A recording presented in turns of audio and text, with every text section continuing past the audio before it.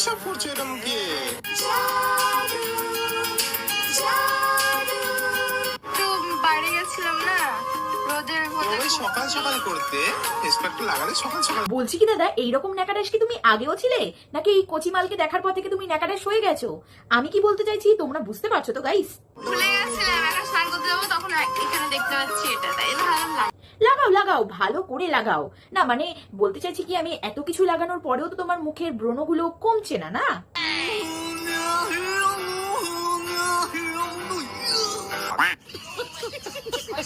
মুখটা কেমন লাগছে দেখি, ভূতের মতো লাগছে। না না, কিউট লাগছে, আবার এরকম কিউট লাগছে। দেখো গাইস কত সুন্দর লাগছে। ওয়াও, পুরো বুড়ো বাদরের পোদের মতো লাগছে।